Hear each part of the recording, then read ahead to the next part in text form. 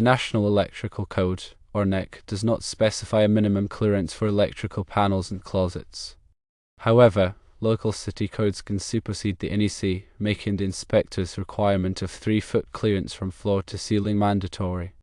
Regarding grandfathering, existing electrical installations that complied with the code at the time of their original installation are generally allowed to remain as is, even if they do not meet current code requirements.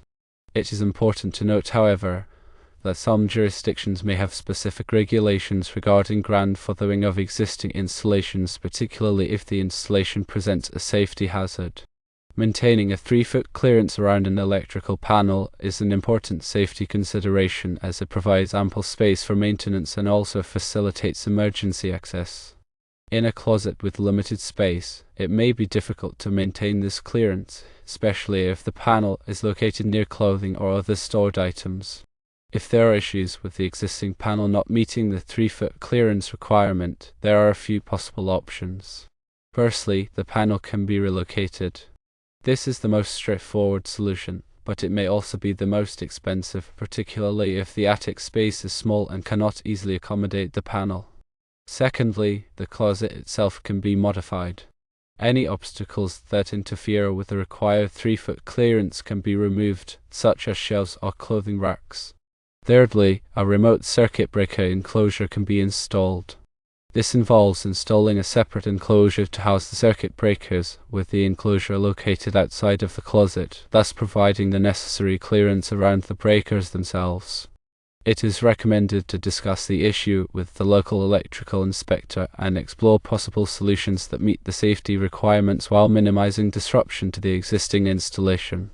Consider the safety implications and also the long-term maintenance needs before making a final decision. Consulting with a licensed electrician can help to determine the best course of action. When dealing with electrical panels and clearance requirements, there are several key aspects to consider. Firstly, understanding the hierarchy of codes is essential. The NEC serves as a baseline standard, but local city or county codes can impose stricter regulations. Always check with the local authorities to determine which codes are in effect for the specific location. Secondly, grandfathering clauses can provide relief for existing installations. However, these clauses typically apply only if the original installation was code compliant at the time of installation and does not pose a safety hazard. The interpretation of grandfathering rules can vary, so it is best to confirm with the local electrical inspector. Thirdly, safety is paramount. The 3-foot clearance requirement is designed to ensure safe access to the electrical panel for maintenance and in emergency situations. Obstructions in front of the panel can delay critical repairs or prevent quick disconnection of power in case of a fire or electrical shock hazard.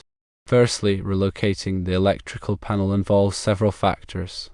The new location must meet all current code requirements, including proper working space, adequate ventilation, and protection for physical damage. The existing wiring may need to be extended or rerouted, which can add to the complexity and cost of the project.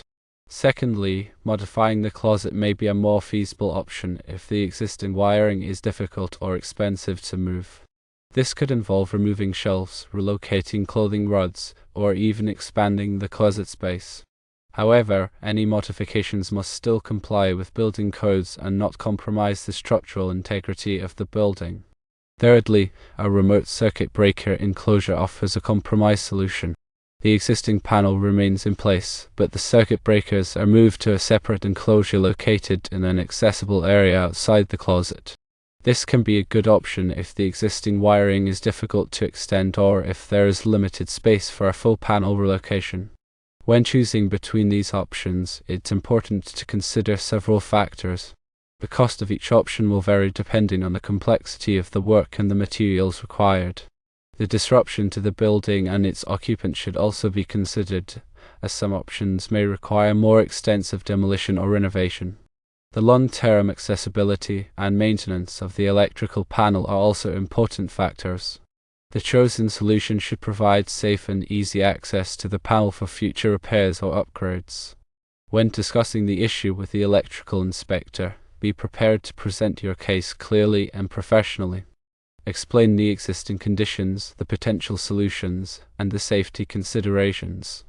If possible, provide supporting documentation such as electrical diagrams or photographs. If the inspector is unwilling to budge on the 3-foot clearance requirement, ask for a written explanation of the code section that requires it. This will help you understand the basis for the requirement and explore possible alternatives.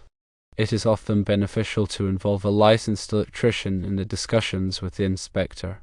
An electrician can provide expert advice and help to negotiate a solution that meets both the code requirements and the needs of the homeowner.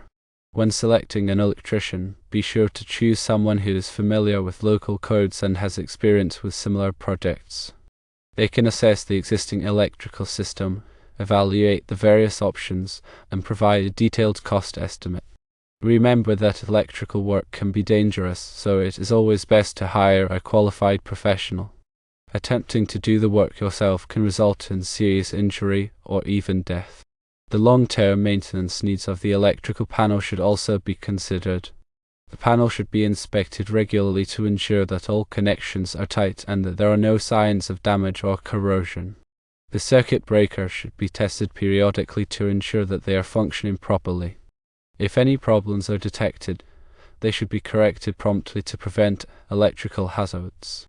By carefully considering all of these factors, you can make an informed decision about the best way to address the electrical panel clearance issue.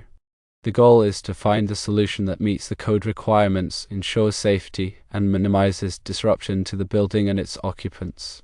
The electrical panel serves as the central distribution point for electricity throughout the house, dividing incoming power into individual circuits that feed various appliances, lighting, and outlets.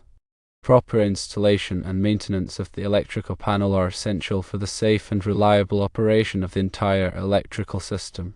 Electrical panels typically contain a main circuit breaker that disconnects all power to the house, as well as individual circuit breakers for each branch circuit. These circuit breakers are designed to protect the wiring and appliances from overloads and short circuits. When a circuit breaker trips, it interrupts the flow of electricity, preventing damage and potential fire hazards. When dealing with electrical panels, it is crucial to follow all safety precautions. Always disconnect power to the panel before working on it, and use appropriate personal protective equipment such as gloves and safety glasses. If you are not comfortable working with electricity, it is best to hire a qualified electrician. Electricity can be dangerous, and even small mistakes can have serious consequences. Regular inspections of the electrical panel can help to identify potential problems before they become safety hazards. Look for signs of corrosion, loose connections, or damaged wiring. If you notice anything unusual, contact an electrician to investigate. The electrical panel is an essential component of the house electrical system, and it is important to keep it in good working condition. Regular maintenance and prompt repairs can help to ensure the safe and reliable operation of the electrical system for years to come. Also be aware that local amendments or interpretations can significantly impact how the NEC is applied in practice. Consulting with local electrical inspectors or experienced electricians familiar with the area is essential to ensure compliance. Furthermore, specific occupancy types, such as dwelling units, commercial buildings, or industrial facilities, may have additional requirements that must be considered. The presence of specific equipment or systems, such as emergency generators, fire alarm systems, or sensitive electronic equipment, can also influence the design and installation of electrical systems. The concept of available fault current refers to the maximum amount of current that an electrical system can deliver under short-circuit conditions. This is a critical factor in selecting appropriately sized overcurrent protection devices, such as circuit breakers and fuses. Overcurrent protection devices must be able to safely interrupt the available fault current to prevent equipment damage, fire hazards, and potential injury.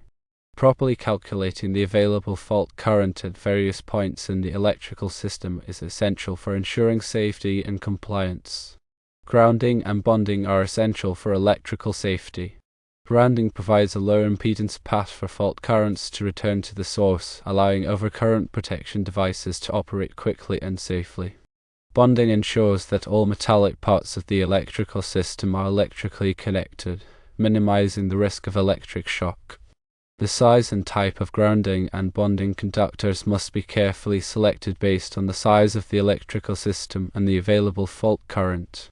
Surge protection devices, or SPDs, protect sensitive electronic equipment from voltage spikes caused by lightning strikes, power surges, and other electrical disturbances. SPD divert excess voltage to ground, preventing damage to equipment. The selection and installation of SPD should be based on the specific needs of the application and the level of surge protection required. Electrical systems must be designed and installed to minimize the risk of arc flash hazards. Arc flash is a dangerous phenomenon that can occur when a short circuit creates a high-energy electrical arc. Arc flash can cause severe burns, explosions, and even death. Arc flash hazard analysis should be performed to determine the potential arc flash energy levels at various points in the electrical system. Based on the results of the analysis, appropriate safety measures such as personal protective equipment, or PPE, and arc flash barriers can be implemented to reduce the risk of arc flash injuries. The NEC provides detailed requirements for electrical installations in hazardous locations, such as areas where flammable gases, vapors, or dusts are present. These requirements are designed to prevent explosions and fires. Electrical equipment used in hazardous locations must be specifically designed and certified for use in those environments. Proper ventilation is essential for electrical equipment rooms and enclosures. Ventilation helps to dissipate heat generated by electrical equipment, preventing overheating and potential equipment failure.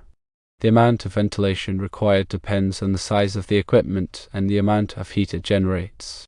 Electrical panels and enclosures should be properly labeled to identify the circuits they serve and to provide other important information such as voltage, amperage, and available fault current.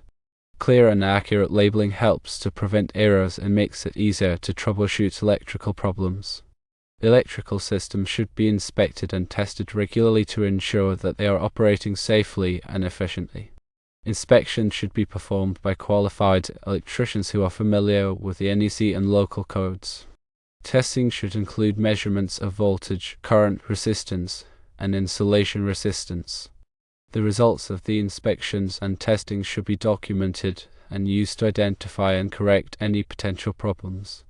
Energy efficiency is an important consideration in modern electrical system design.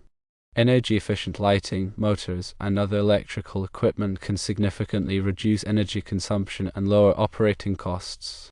The NEC contains requirements for energy-efficient electrical installations. Power quality refers to the characteristics of the electrical power supplied to equipment. Poor power quality can cause equipment malfunctions, damage, and reduce lifespan. Power quality problems can include voltage sags, voltage swirls, harmonics, and transients. Power quality monitoring and analysis can help to identify and correct power quality problems. The NEC provides requirements for the installation of renewable energy systems such as solar photovoltaic systems and wind turbines. These systems can generate electricity from renewable sources, reducing reliance on fossil fuels. The installation of renewable energy systems must be carefully planned and executed to ensure safety and compliance. The NEC is constantly updated to reflect changes in technology and industry practices. It is important for electricians and other electrical professionals to stay up to date on the latest code requirements. Continuing education courses and seminars can help to ensure that electrical professionals have the knowledge and skills they need to design, install, and maintain safe and efficient electrical systems. Electrical codes are complex and can be difficult to interpret. Consulting with experienced electricians or electrical engineers can help to ensure that electrical installations are code compliant and safe. When in doubt, it is always best to err on the side of caution and seek professional advice. Electrical work should only be performed by qualified individuals who have the necessary training and experience. Working with electricity can be dangerous, and even small mistakes can have serious consequences. Never attempt to perform electrical work unless you are properly trained and equipped. Electrical safety is everyone's responsibility. By following safe practices and being aware of potential hazards, you can help to prevent electrical accidents and injuries. When evaluating the options for addressing the electrical panel clearance issue, it's crucial to consider not only the immediate code requirements but also the long-term implications for safety, accessibility, and maintenance. Remember that the goal is to create an electrical system that is both compliant and practical for the homeowner.